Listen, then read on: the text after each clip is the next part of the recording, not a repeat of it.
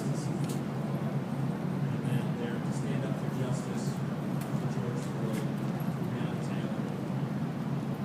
I'm so proud of all of you, and I want you to know that what many of you are doing now as leaders is listening. I'm here because I'm here to listen. But listening is just the first step. The next step is to have a fierce sense of urgency to make the changes that we know are needed to reform our existing programs, to invest in the communities that have been for far too long.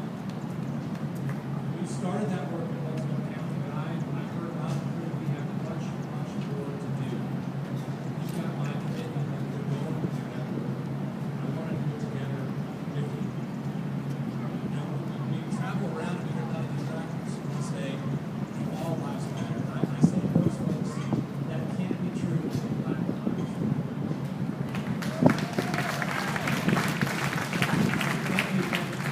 Thank you to Omar. Thank you for all of you for being here, for organizing, for lifting up voices that need to be heard.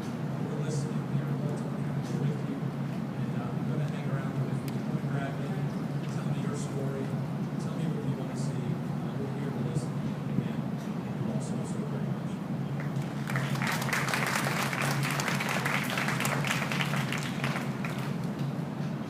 All right, next up, we're going to hear from a student speaker. This student goes to Towson University. His name is James Gordon.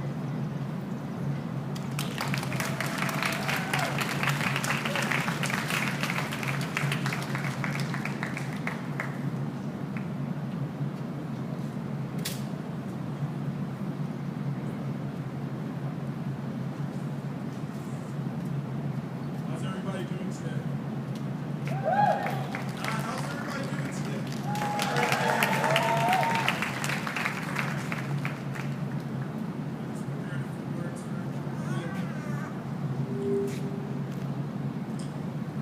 This is not a trend. This is a topic. This is not a moment, but this is a movement. And this is not one recognition. This is a societal realization. Good afternoon, everybody. My name is Jaden Thornton, and as Ruben said, I'm a student from Stevenson University trying to be a defense attorney. I don't know about you all, but I am tired. I am tired of turning on the news and seeing another one of our black brothers taken from us too soon. Tired of seeing mothers now without sons, seeing children now without fathers. I am tired of being treated like a second-class citizen in this country. And I am tired of being disproportionately marginalized by the same people who are sworn to protect and serve. For 8 minutes and 46 seconds, we saw a man have his last peaceful life, his last breaths of air, and his last moments of consciousness. We saw a man transition from death in a matter of minutes. Say his name, George Floyd. Who does that protect? Who does that serve? And who do you call when it's the police that are breaking the law?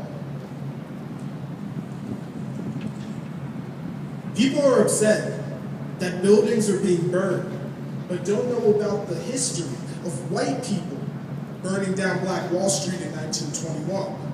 People are upset that protests have been going on for days when it took 4 days for the man who we saw murder another to be arrested. People are upset about looting, but were silent and complacent when a man was murdered on live television.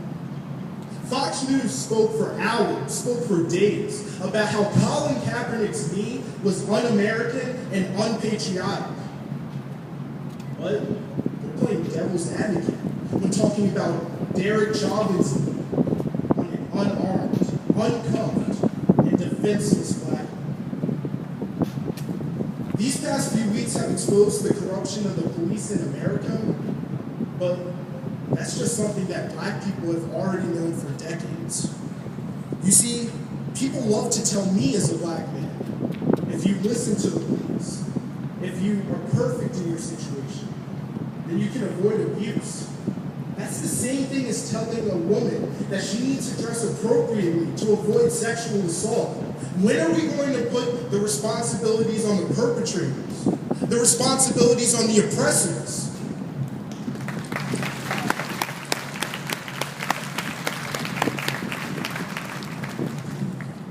Because it doesn't matter how many awards I have, how many medals I have. It doesn't matter how high my GPA is. It doesn't matter how many degrees I'll have. Because when they see me, they see a black man. Nothing more, but often less. You see, you can do everything right in a given situation, but because of the color of your skin, you're wrong. I was thinking the other day about how some people see my existence as a black man in America and just have hatred inside. Well, they can stay bothered. Because it's not my responsibility to have to live under those conditions. It's their responsibility to change them. You see, no one will ever understand my fear of wearing a hoodie at night, my fear of passing a police officer in my car, my fear of putting my key in the ignition. In fact, just my fear of simply living. In 11th grade United States history, we didn't start with slavery. We didn't start with the Civil War. We started with Reconstruction. In fact, in all 12 years of my education, I don't think we ever learned about slavery on an American scale. Yet we learn every year about the Holocaust. They tell us slavery was so long ago, forget about it. But then it's never forget when it comes to 9/11. We need to start teaching accurate history in our schools so that children from a young age can counteract the evils that are spread throughout our world. But really, this starts with the polls. Women marched for decades for the 19th Amendment to pass so that women's suffrage would be ended. 18 to 20-year-olds said it made no sense that they were dying fighting for a country that they couldn't vote for. So when the 26th Amendment passed, they had the opportunity to have a voice. 5 days later, and 5.4 miles after, Martin Luther King led protesters from Selma, Alabama to Montgomery. Black people got the right to vote. Don't let them tell you that protest doesn't work. Don't let them tell you that you don't have a voice.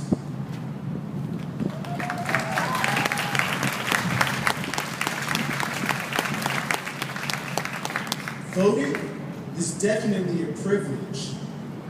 And with all of that history, it's the least that you can do. Together, with our voices in unison, we can work and speak out against the injustices that plague this country. But we can only do that together. Thank you, everybody. Have a good day.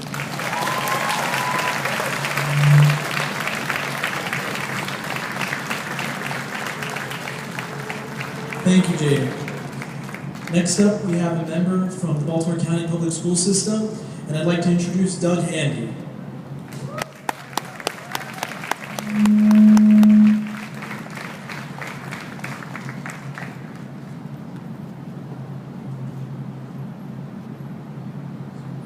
Thank you, Ruben. All right, good afternoon, everyone.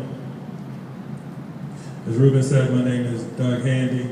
I'm here to represent a group called The Collective. The Collective is a group of Baltimore County Public Schools curriculum writers and developers.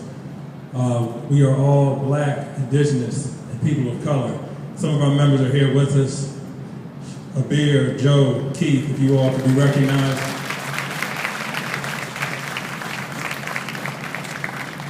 On behalf of the Collective, we're here to express our support for social justice and for students and their educational freedom.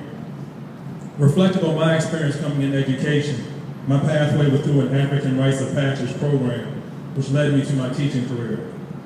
It's imperative, as I learned in that program, that we work across generational lines, that we take the wisdom of the elders, take the energy of the youth and the soul, the spirit, the joy, the love of everyone in between and do this work. So for the youth gathered here today, I want you to know that we stand with you and we work on your behalf.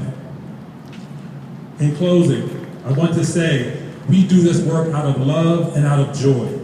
It is a beautiful struggle, and we're going to stand with you and keep working on your behalf. So do the work in love and tell your story along the way. We are here for our black students. We are here for all of our students. Our black students will no longer be marginalized. We work to put our black students in the center. Black students make up the majority of students in Baltimore County Public Schools. It's on the splash page. You can see it for yourself. So why be marginalized? We're right there for you. We're right there with you. We're right behind you. We're right at your side. Look for the collective. Call on us if you need us. We'll be there. Thank you for your time.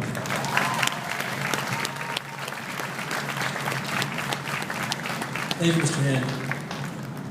Our next student speaker we have is the current student member of the Board on Education here in Baltimore County Public Schools, Omar Rashid.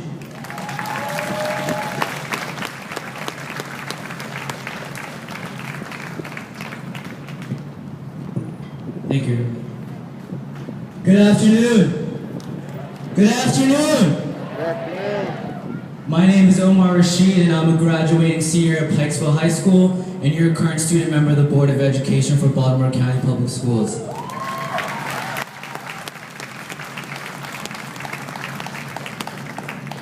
We are gathered here today to call for justice and equality.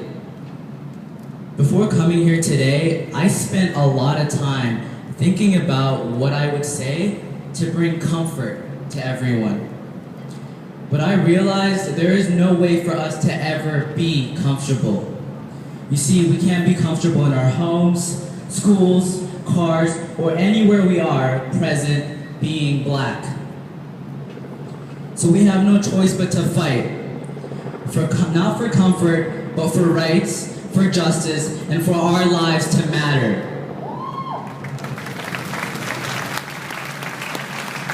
So we fight this fight against police brutality. We fight against systemic racism and discrimination of our communities in our local, state, and federal systems. And our fight is not ending anytime soon. No! So we must not stop protesting, we must not stop the conversation, and we must never return to normal. Because for far too long, normal for black people is fearing for our lives and the